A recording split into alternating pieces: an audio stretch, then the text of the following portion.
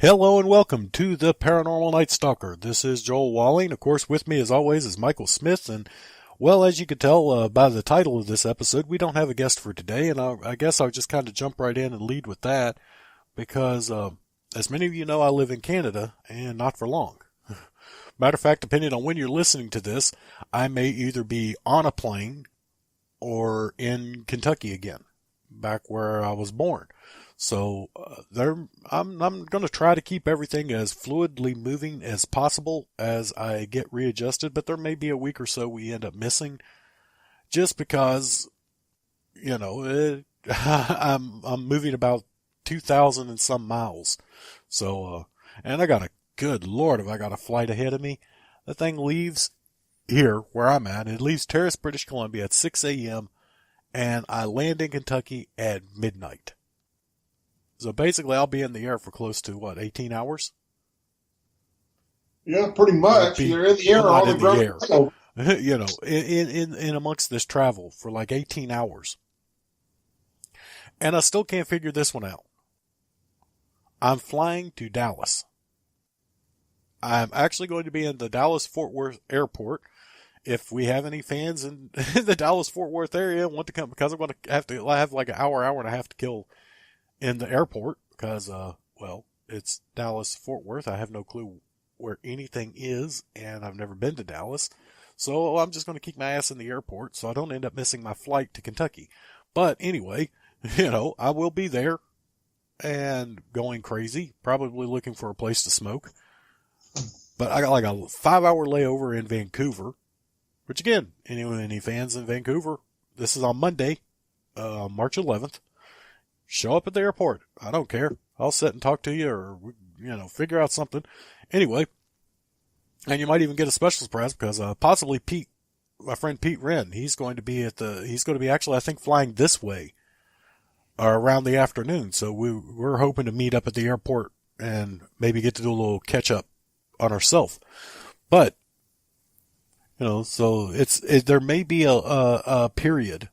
I'm hoping we might end up missing a week. I'm really not seeing it, but I'm catching up with family, and I've got some friends that still live there, and so my week is going to be crazy once I get on the ground there. And you're going to be eating all the food you missed for the last 8 years.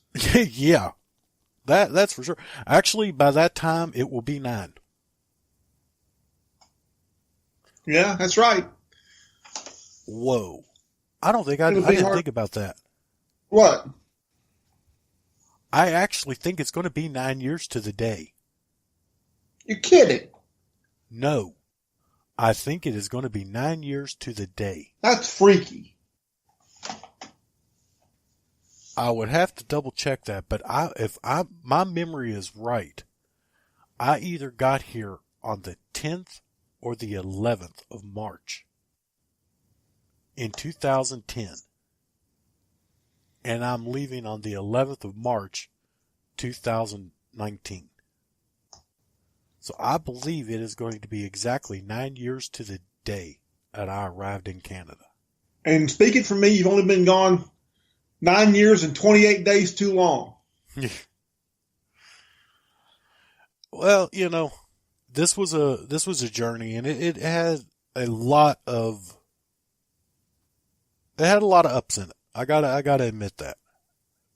I wouldn't, as much as some of the things I regret leaving, I definitely miss everyone down there and all of that. And I regretted heavily walking away from the NightStalker because, as we've explained before, when I left, Star took over. We were in this process of everything blowing up. And it got too big for Star to continue to handle on her own. And I was unable to continue on my end. So that's why the NightStalker just kind of, for lack of a better term, just disappeared. So if I had stayed and all of that, I would have been able to have ran it from there. But, honestly, I'd have missed a lot up here. Kitimat it's a pain in the ass town. It's just really, but there's some good people here. I had a great time doing what I have done with PNBC and John and Dan and Roy and Tammy. I would have never got to meet Pete, never got to work with him, and the Vancouver Paranormal Society. They're a incredible group of people. And, the George Littlehouse, Debbie, and the lady who always name I end up forgetting, and it makes me feel horrible because she's such a sweetheart, and she's one of the nicest people I've ever met. And the Terrace Heritage Park, these have been great investigations. Of course, we would also not have to dealt with the attachment on, from Dyke Road, but it gave us some very interesting things, and I don't think the podcast network, I don't think it would have ever happened. So, I've always been one of those people that just kind of go where, just let wherever take me wherever I'm going. Because I always seem to be where I need to be when I need to be there. And that's the same now. That's just it, pure and simple. I may end up back in Kitimat one day. Things may not work out that way. We just have to see. But to everyone listening, I do have big plans for my triumphant return to the United States. Because like I said, while I'm not happy leaving my wife and everything up here, I am happy to be going back home. Because like I said, I like a lot of the people up here. I've had some great times up here. It's not home. And unless you live 3,000 or 4,000 miles away from anyone and everything you've ever known, you don't know that feeling. That isolation, that, even though I've made new friends, I've got people up here that I care about, it's not the same. And I'm trying to, like I said, get stuff rolling down there for my return. I'm already looking at a couple of conventions, possibly making my first appearance in the convention world. Because when the original NightStalker was going, we were actually invited to the Atlanta Paracon, but travel didn't work. We were asked to come there, and I think we were supposed to be a panel, weren't we? Yeah, we were going to be a panel. Yeah, but that didn't work. We couldn't get everything going when we needed it to get going, and we had always planned on next year, and next year never came. Because by the time we had reached the point where we were on the radar of the people doing the Atlanta Paracon and that kind of stuff, the next year I was already gone. So, this was just, it was what it was, and it just went from there. So I am looking at actually a couple of conferences in actually working with Dr. John from Scarycast and Bigfoot and Company, which is the choice podcast of Michael Smith. I think that's the only one he listens to, even out of the fact that we got 14 that we do. Except for this one, because technically he's listening to me now, rambling on. But, Dr. John, he does a lot of organizing for paraconferences and Bigfoot conferences. And I know he does the Georgia Bigfoot Conference, he does the Tennessee Bigfoot Conference, and he is in the works to do the Kentucky Bigfoot Conference. If he gets that worked out, I will be there. The same with the, possibly with the, I think he said the Tennessee one is in later this year, because there's a couple of them that are at the end of this month and I just can't make those. That's too close. Plus, after all the damn traveling I'm going to be doing Monday, I don't want to fly again for a little bit. So the ones at the end of this month are too close, which was I was about to say the Oregon Paracon, and either Georgia or Tennessee one Bigfoot Conference. One of those two I was going to, those two were going to be one of those were going to be at the end of the month, and I couldn't make that as much as I'd love to. Oregon is on my to-do list next year. I plan on going there in March of next year. And I'm also attempting to organize, and this might be a bit big, but I'm attempting to do it. I have 3 places that I want to go to. And I'm trying to organize it for late next year. And those places are Bob Mackey's Music World, and I'll explain more about that in a minute. Waverly Hills, just because who lives in Kentucky and does not investigate Waverly Hills? I mean, that's one of the most famous haunted places in the world, ever. It's had multiple movies made about it, multiple documentaries made about it. It's been on every freaking ghost show ever created. There's been books written about it. And so, why not? And that puts me not all that far from, although a little west comparative, should have been heading east, but anyway. It puts me close to my great white whale. And that's Gettysburg. So later next year, I'm planning a paranormal road trip. And I'm inviting basically every investigator I've ever met to join me. And we're going to go to Bob Mackey's, we're going to go to Waverly Hills, and we're going to Gettysburg. And I literally do mean I'm like opening this up to every investigator I've ever met. The guys from CFPRG want to come in from Wilmington. You know, Paul from South Carolina Paranormal Research and Investigation, if they want to bring that team in. Pete and VPS, the guys from PNBC, you know, Aaron from Northwest Paranormal, June, Wendy, Ghost and Girls, you know, all of them. Bench Breaking Broads, MVP, doesn't matter. I know you, I'm inviting you on this trip, and we're going to attempt to put on the largest paranormal investigation in history. And that's just the list as of now that I've said, hey, let's start trying to work this out. God knows who else I'll know by the end of next year. I've already put some contact out and said hi to the people of the Kentucky Paranormal Society, and I cannot remember the other group that's in Lexington, Kentucky, which is close to where I'm going. Just saying hi, telling them who I am and letting them know that I am going to be moving there, and I would be interested in saying hi to them.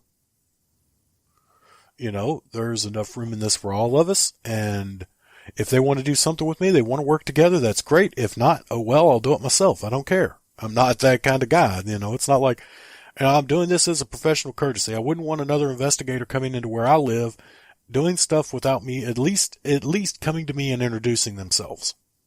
So that's what I'm doing. I'm saying, hey, maybe we can meet up sometime after I get there and get everything settled down. We'll work out something, and we'll get together and I'll meet with you. You know, we can sit down, maybe have a cup of coffee or something. And who knows where it'll go from there. So, you know, there's a lot happening, and it's all being concentrated right now in Kentucky, which if you're from the U.S., you know that's not such a bad thing, because Kentucky's kind of in the middle of the country. Lexington's kind of in the middle of that state, and the main highways and thoroughways that go through the whole U.S. are all accessible from a very short distance from there. You've got, you know, the main vein of 75 goes right there. You go a little bit south, about what? What is Knoxville from there? Maybe an hour and a half? Maybe. You got the biggest route, because 75 connects with 40 in Knoxville. And I-40 goes from Wilmington, North Carolina to Barstow, California. So literally you can get from anywhere from there. And that's what I'm shooting at. It's a really good central location. Like I said, I've got a lot of stuff lined up that I'm going to be doing there once I get there and get settled down and everything. So you're going to have a lot of freaking content coming up, because I don't intend to miss a beat. I'm done skipping out on stuff. You know, it's going to take a little while to get settled, and I got some other stuff to take care of too when I get there, you know, health-wise and all that. And it's like I said, you know, I'm reconnecting with family. My aunt that lives there, the one I'm going to be staying with for a little bit, I haven't seen her in 26 years. And as I've said before on this show, I don't have a family tree. I've got a family vine. That's how few branches are left.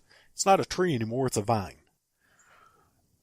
And speaking of family, that's where my main attraction comes into Bob Mackey's. Now, if you remember from our interview with the Military Veterans Paranormal MVP, they did research and they found stuff in Bob Mackey's, and they realized that, the legend has it that there were two men that sacrificed a woman to Satan and cut her head off and threw her head down a well. Well, one of those men was named Alonzo Walling. Does that last name sound familiar? There aren't a whole lot of Wallings in Kentucky. Never have been. So, if everything is correct about that, this supremely haunted location, gateway to hell, portal to the unknown, all of this good shit was opened by a distant relative of mine. And needless to say, since I'm involved in this stuff, that has made me wonder, what the hell would happen if I went there? Hell, I might even get old Zach Bagans in on this shit. Because, that's one thing I am going to say. The more I've listened and the more I've done this stuff with podcasts and all the different teams and all the different guests, I'm realizing that, yes, he might be douchebag alpha, but he's not the biggest douchebag there is out there. I can't go into any more of that right now, but at some point I probably will. But that's a simple fact. He might be douchebag alpha, but he's not the biggest one out there. So, hell, maybe I'll give him a call and be like, hey, Ghost Adventures guys, you want to come here and get possessed again? Just to see what the hell happens. Because that was actually something that it was actually hilarious. I was talking to Dan back when we first started this with PNBC. And as I've said before, Dan is a Zach Bagans, I don't know exactly what word to use for this. Because if he was a woman, I'd say he's all wet for Zach. But, I don't know. I was going to say something else, but I don't know if I should. So I don't know exactly what it is. But anyway, Dan loves him some Zach Bagans. And he just, oh, Zach this, oh, Zach that, oh, Zach this. And I'm thinking at night he's probably sitting there going, oh, Zach. But I'm just fucking with Dan. But anyway, I told him, I was like, well, if you ever want to really work with the guys from Ghost Adventures, I guarantee you I got one thing that'll do it. And he just kind of gave me a smirk and he's like, okay, what's your one thing that you think you could get Zach Bagans up here to investigate? I looked at him and I was like, I never said it was up here. I said I've got one thing that I'm pretty sure I could get Zach Bagans want to come and investigate with me. All right, what's that? I'm like, you hear of Bob Mackey's? Oh yeah, oh God, I'd love to be there. I'm related to the guy that opened the gate of hell. And his eyes got big, and his jaw kind of dropped over him, and he goes, are you joking? Like, no. Alonzo Walling? Like, how many Wallings do you think there are in Kentucky? And he just sat there with his mouth hanging open for a couple of seconds. He's like, that would do it. Have you ever been in there? I'm like, no, I haven't. What do you think will happen? Like, I have no clue. Frankly, I would love to know. And I know you're sitting here, you would too. Of course, I think just so you don't have to have her on speed dial, we may need to bring us a demon seer along for the ride too. Well, given your track record, it ain't a bad idea. Yeah, so I think we got to talk to us June and be like, hey June, we're gonna do something stupid. You got to come along and help us fix the mess, because you know damn well, I'm always in trouble.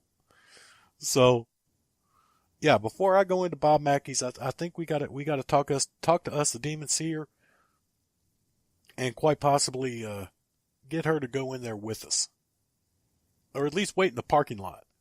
So when everybody comes flying out of there, going, "Oh shit, his head's spinning around and he's spitting out split pea soup," they know. She's like, great, got to go in here and fix it. Just get it, get her go on there, and get her ready. Go on and get her there and get her ready. But that is why, like I said, that's one of it's been a draw to me. And it may be a stupid draw. I mean, let's face it. While MVP did not seem to be very, they didn't seem to be very high on the place. They were just kind of like, there's activity. It ain't what you see on TV. Which, I mean, come on. Anybody that's ever done this knows it ain't what you see on TV. It would be cool if it was what you saw on TV. It would be a lot interesting, a lot more fun. But the fact of it is, like we've said before on here, sometimes we sit in dark rooms talking to ourselves for like 45 minutes. Most people get sent away to the padded rooms for doing that. And we do it for fun. Yeah, that's true. Everybody, and speaking of that, that's like abandoned psychiatric hospitals. Everybody wants to get out of one. We want to go into one. Yeah. Everybody wants to go. Yeah, everybody wants out of the psychiatric hospitals. And I'm like, I'm going to Waverly Hills. Yeah. Which probably, if we ever actually sit down with like an actual psychiatrist, they would probably be like, you know what? Maybe you shouldn't just go to Waverly Hills yet. Maybe you should start off with another place. There's this active one right over here. Just put the vest on him and the one that makes him hug himself, and we'll just take him on over here and put him in a room. And you can talk to the ghost until the meds kick in. Because let's face it, this is not normal. But it is what it is, like I said, and it's something that, like I said, it's basically, it boils down to the fact that that Waverly Hills has been covered by a ton of stuff. It's supposed to be one of the most active places in the world. And I've lived in Kentucky a good chunk of my life and never went there. Granted, I did not start doing paranormal investigation until after I moved out of Kentucky the last time.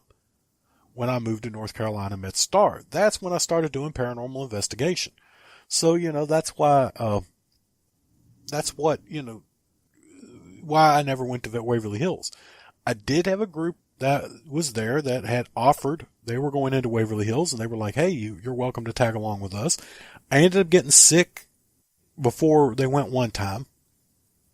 And then the last time they were going to go, I was getting ready to move and I'm like, shit, I can't. Sorry. I wish I could. There I go. Cool. Well, maybe next time. Well, I'm kind of moving to North Carolina. Oh, well, maybe not next time. Let us know when you're back in Kentucky and we'll see what we can do.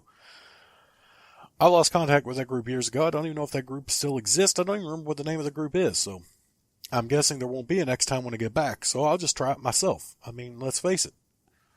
What's the worst that's going to happen? They tell me, no, you can't come in there? I'm pretty damn sure. If I talk to them and I'm like, and I let them know what I'm organizing, and the fact that I work with several freaking, rather well-known researchers and convention organizers and all of this crap that is going to be in there with me. I'm pretty sure they're going to be like, okay, no, I think we should let this guy in here, because like I said, what's the point of me sitting in a haunted hospital alone?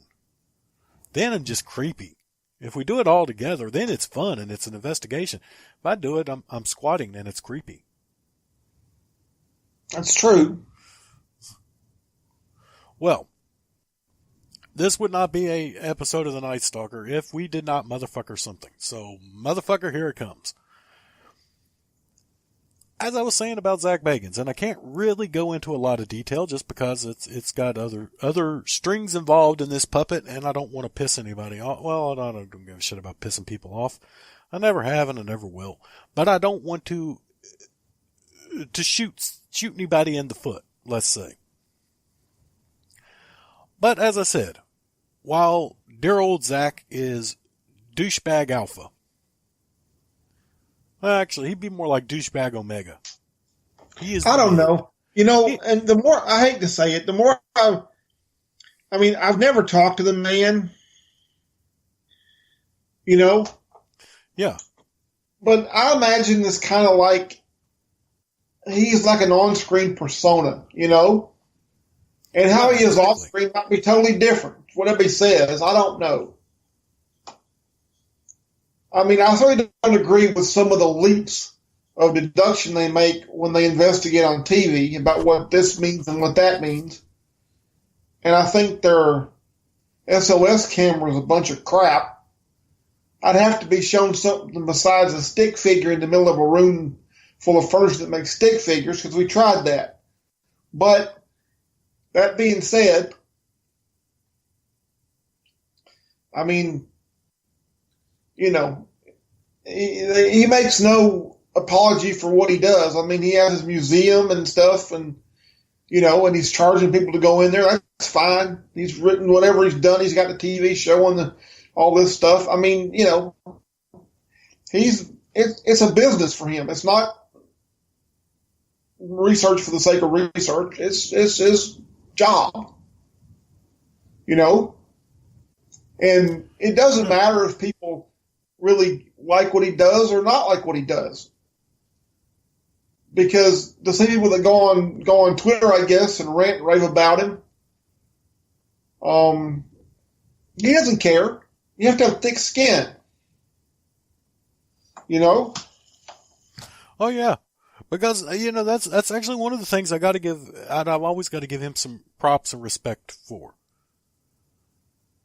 You know, as anybody know or has listened to us for a while knows, I have talked about this before. I have actually had discussions on Twitter with Zach. Most of the time, me and him butt heads because we don't see eye to eye on much. And the fact of it is, every time we get into it, not really, and I don't really want to say get into it because it's not like we're, fuck you, you motherfucker, and all of this. No, it's not like that. Although the one time I did call him a motherfucker. You know, I keep expecting the day to see I've been blocked by Zach Bagans. Never happened. He just takes it. It's like, okay, you want to say fuck me, motherfucker? Fine. Go right at it. It's your right, your opinion. Go on. And he's never blocked me. Now, I can't say that about a lot of people. There have been a lot of, well, it's one, even though we share the Twitter account, I don't think you actually use it, but I do. And we've been blocked by more than one person. Because I will get on there and I will say, you are a stupid motherfucker. And usually that's about all it takes to get it to get blocked. So, we are blocked by a few groups out there. But the one of them, we did have a discussion, and it didn't, and actually I gotta say it was more of a discussion. Because someone asked him about Bigfoot, and he automatically dismissed him, and I thought he was a little prickish about the dismissal. Why should my belief in the afterlife have to do with a Bigfoot? There's no area that this thing, a creature that big, could hide in. And I was like, oh, hold on. Obviously, you ain't never been to British Columbia. He's like, I've been to Vancouver plenty. And I was like, I didn't say Vancouver. I said British Columbia. Because there is a highway, as I've said before many times on here, that's like between Vancouver and Chilliwack, that's like 200 kilometers, 250 kilometers of nothing. So it's roughly 125 miles of nothing. One road and 4 turnaround spots. 2 on one side and 2 on the other. And that's it. You run out of gas, you run out of you are screwed. There is one rest stop in the middle of the damn highway. Now it's like, if you don't think a small group of creatures can hide in 125 miles of woods, then you're sadly mistaken. And, he actually he's like, well, good point. It's like, okay, you got a point there. So, and we, like I said, it was not like I said, it wasn't an argument. The next time I was a little more belligerent with him because he insulted somebody that I cared about when he got on there talking about the reason he acted the way he did with the Annabelle doll from the Halloween special is he's a sensitive. And that's the way sensitives act on investigations. And I told him, sell that bullshit to someone who wasn't trained by a sensitive, you motherfucker. Because Star Anderson would have kicked him square in the damn teeth for acting the way he acted. She would aim a little lower. Well, he was sitting on the ground. Oh, yeah, well. No, if he had been standing up, she'd have kicked him hard enough in the nuts, he would have coughed him out. Yeah, that was her. That's it, pure and simple. But since he was sitting on the ground looking like he was about to start dry humping Annabelle's leg, she'd have went for the teeth. I can't remember what movie it was in, but that was like, I could always see her doing that. Kicking somebody in the nuts hard enough to pop their eyeballs out and replace the nuts with them, So there their testicles are where their eyeballs used to be. But then again, I think Zach's would have just went like, little tic tacs popped on out or whatever. Then again, she may never even been able to hit him. I don't know if she had that kind of aim. You got to have some damn laser pinpoint accuracy to hit something that small. I got to go there. Me, shit. But anyway, that was my interaction with him. But it seems that amongst all the other shit the paranormal world is divided on, we are now divided on whores. Because let's face it, in order to make money doing this and anything in it, and I'm no different than this, I'm in that same group. I do a podcast. We have advertisers. I try to make money with this podcast. So far, it has not worked well. We failed at that part, though, so far. Yeah, we have failed at that part so far. But, people write books. People put out documentaries. People put out DVDs. People put out TV shows. And it's like there is becoming this what's the word I'm looking for? The segregation of people that are like, if you put out a TV show, you're automatically bad. If you make money at this, you're automatically bad. I mean, let's face it, as I told the guys when we first started PNBC, if you've got dollar signs in your eyes, get them out of there. I've been doing this shit a long time, and so far the only thing I have ever been given for doing this is breakfast. That's it. Breakfast. Oh, wait, I take that back. Breakfast and cookies now. Last time I was at the George Little House, they gave me cookies. So, and they were up for anybody who wanted to grab some. So, but she gave me, she gave popcorn and cookies. Because I'd had it made up. They didn't get rid of all of it. So it was like, hey, you want some popcorn? Here's some popcorn, here's some cookies. Okay. And a bottle of water. So, that's the extent of the pay, I guess you could say, I've received for being a paranormal investigator. Free breakfast one time, popcorn, cookies, and a bottle of water the next. That's it. Now, I do this podcast in hope of one day actually making money at it. Besides the fact that I like doing it, I mean, let's face it, you do not do something as long as we've done this without making money at it and not like doing it. And that's just it, pure and simple. I mean, if you don't like doing it and you're not getting paid, you're going to fucking quit. But I haven't yet because I do like doing this. We are thinking of writing a book. Hell, we're even thinking about possibly teaching courses. Teaching methods and stuff that we've learned through trial and error. Because we have seen so many people out there that are getting these courses, and it's like, they taught me how to use dowsing rods. Well, Jebediah, that was amazing. Who the hell uses dowsing rods anymore? Dowsing rods they're irrelevant. Oh, well, it detects energy. Yes, it detects energy. It detects your microwave and your refrigerator and ley lines and running water and all of this crap. They're completely useless. But I went to a hotel for the weekend. I spent like $250. I got 2 days in a motel and lunch one afternoon. And when I left, they gave me a certificate saying I'm a trained paranormal or trained ghost hunter is what they call them. So it's like, well, why in the hell shouldn't we at least show them actually how to do this shit?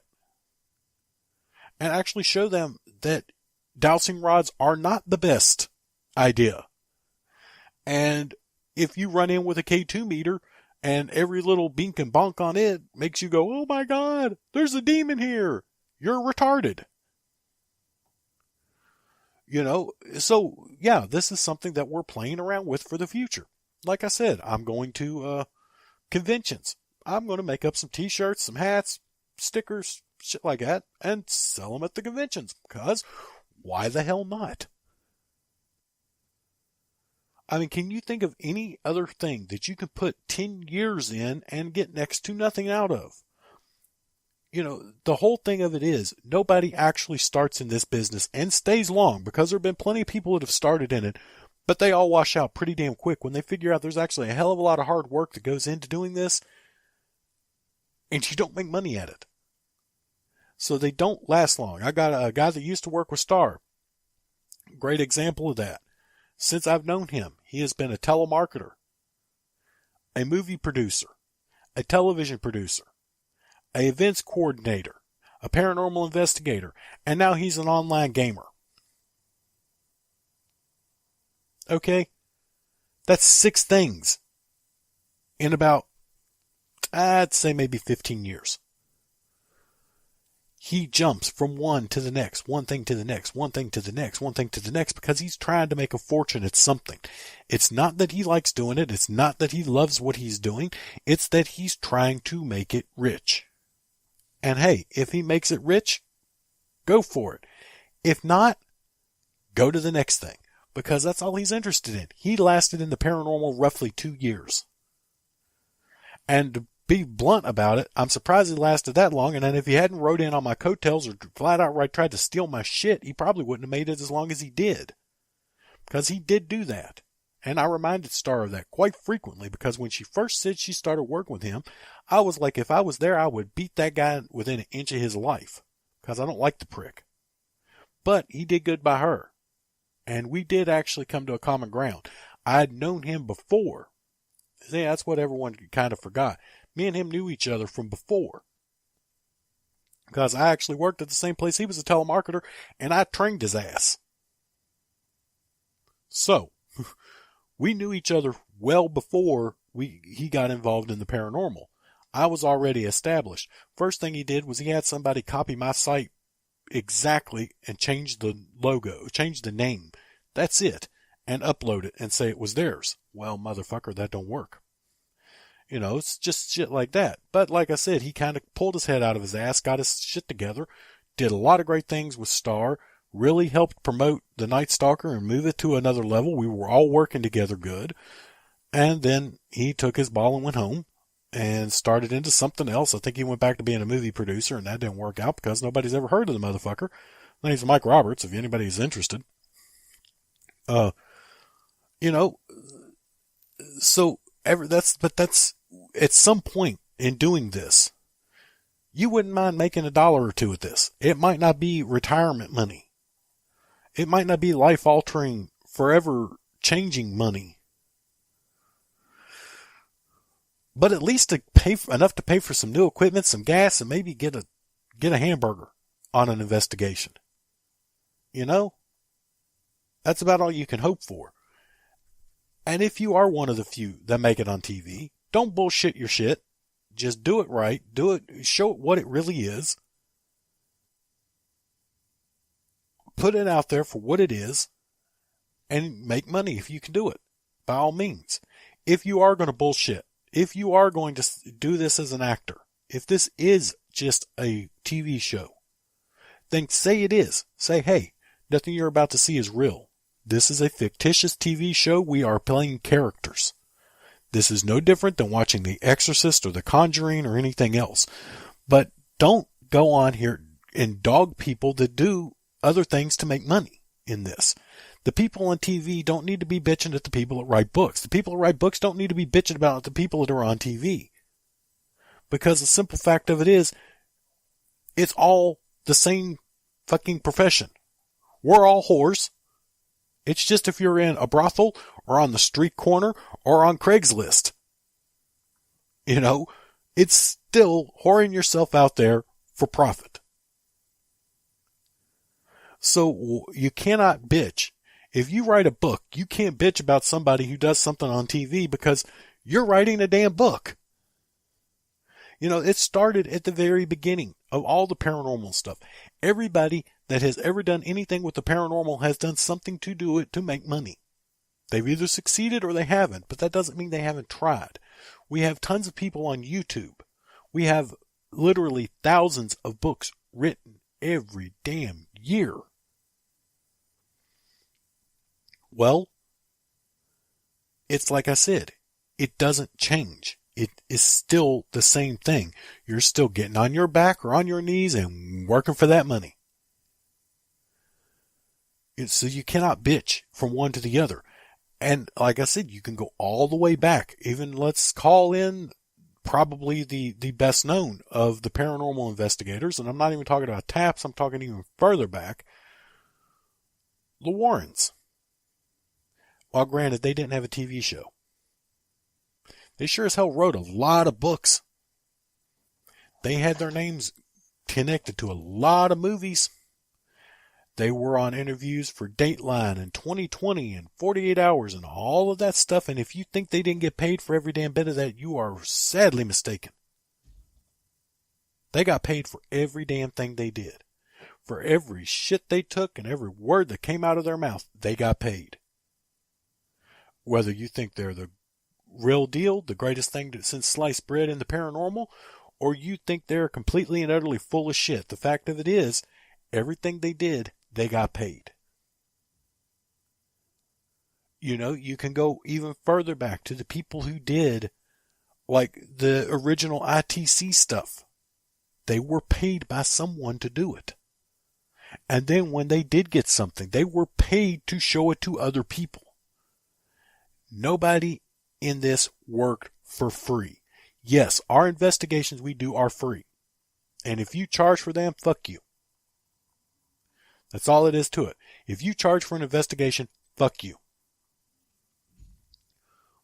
But after that investigation is done, and after we are looking out into the world for other things, we always try to start something. It doesn't matter if it's selling t-shirts. It doesn't matter if it's selling hats. It doesn't matter if it's selling DVDs or books or whatever it is. We look to try to make some money doing this. Because let's face it, if we can make money doing it, then we're going to devote more time to it. Because we have more time to devote to it. When you're working a 9-to-5 job, look at like Pete. Pete does not have time to do this full time because he's got to work a full-time job. Pete's got a wife. Pete's got kids. Pete's got a mortgage. Pete's got to pay for Pete's shit. You know, that's it. Pure and simple. Same goes with Aaron. I'm sure Aaron would love to do this full time. I'm sure he would love nothing more to be able to just travel around the country and investigate every place that ever gets in contact with him, every person that ever says, I need your help. I'm sure if Aaron had the money and the opportunity, his ass would be on every plane and he would be right there to help them every step of the way, and he never asked a dime for any of them. But he doesn't, because Aaron's got a mortgage. Aaron's got a wife. Aaron's got kids. Aaron's got a job. Aaron's wife's got a job. Because they have to make a living.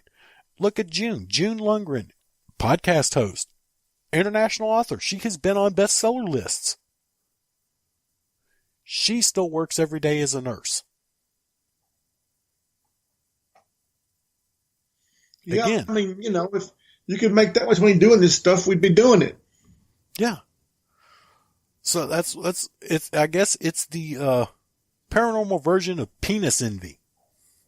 If you are a successful, Well, it's like this. If you are a successful writer, then the people who want the TV show are pissed off at you.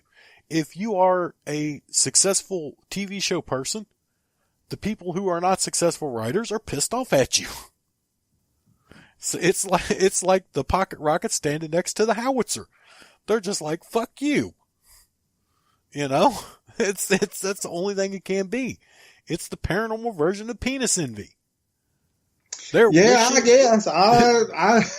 They're wishing they're packing what you are. And that's the only other way I could think of it. They're wishing they're packing what you are. I mean, doesn't that make sense? I guess. I'll have to go with it. I know that one was out of left field, but you gotta admit that was a good one. Yeah. Well, with you though, stuff out of left field is normal. Yeah, with me, stuff out of the parking lot's normal. We're not even in left field. We're out in the damn parking lot by now. Yeah, the parking lot out past the McDonald's and wherever else. Yeah, it's like if you build it, they will. It's like where the hell they go? Like we're even out past the cornfield. Yeah. Well, like I said, I don't want to go on for too long here, and I have got, like I said, it would not have been a Paranormal Night Stalker without a good old fashioned pissed off rant. But is there anything you would like to add on to this moment of insanity? Well, I don't know. I was just thinking if we wrote a book, we just call it "Listen Here, Motherfucker." And probably we ought to title the book, but I don't think anybody would buy it. Actually, that's what it would be. All right, motherfucker. The Idiot's Guide to Paranormal Investigation. Yeah, that's it. Yeah, that's it. That's the title. So there you guys go. Now you know that there is a book coming, and it's even its title. All right, motherfucker. The Idiot's Guide to the Paranormal. Yep, we'll have the only book in the world with a title that's been banned because it's But I got nothing else, so you did pretty good. Well, if they want to try to ban the title, we can just squiggly line the fuck motherfucker. Yeah. So we don't have to really worry about that. I mean, we can get by with it. Yeah, that's actually pretty good. All right, here, motherfucker. The Idiot's Guide to Paranormal Investigation and how not to fuck up. Well, not to fuck up. And how not, that's it. The Idiot's Guide to Paranormal Investigation and how not to fuck up. That's exactly what we will call it. That's exactly what we will do. And that will be coming to a Amazon near you because I know damn well that ain't never going to make it into a bookstore.